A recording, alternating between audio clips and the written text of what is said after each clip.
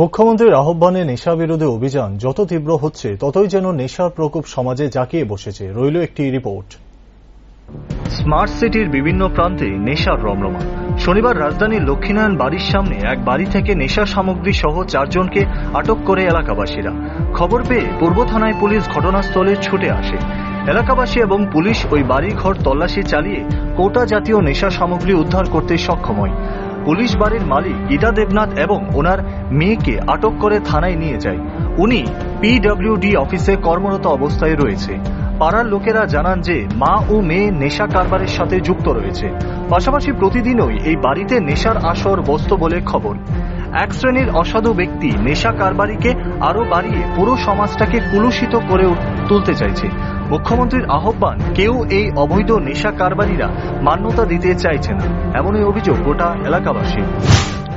ঘটনাটা আজকে আমরা তো এখানে কি বলে আমরা তো এখানে তো রেগুলার এখানে দাঁড়িয়ে আমরা চাটা খাই এখানে লক্ষ্মীনারায়ণ বাড়ির সামনে দাঁড়িয়ে।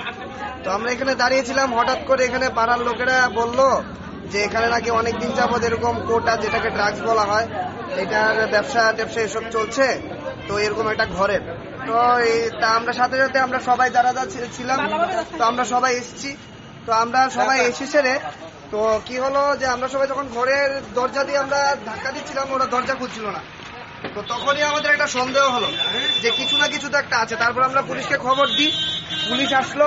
তারপরে পুলিশ আসার আগে আমরা দরজা খুলেছি, দরজা খুলে ঘরে তারপরে এরকম পুলিশও এসে পড়ছে। এসে বিপুল পরিমাণে কি বলে কোটা যে ছোট ছোট এগুলো পাওয়া গেছে, ফয়েল পেপার পাওয়া গেছে।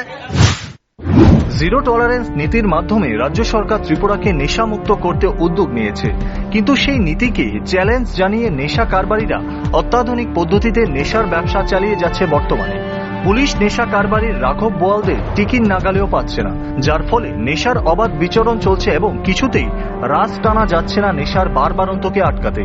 এদিকে নেশা কারবারিটিকে আটক করতে গিয়ে মহিলার সাথে পুলিশের ধস্তাধস্তি এবং মহিলার পোশাক ধরে টানা হেঁচড়া করতে দেখা গেছে ক্যামেরায়। এই কেমন কর্তব্য পালন করলো পুলিশ?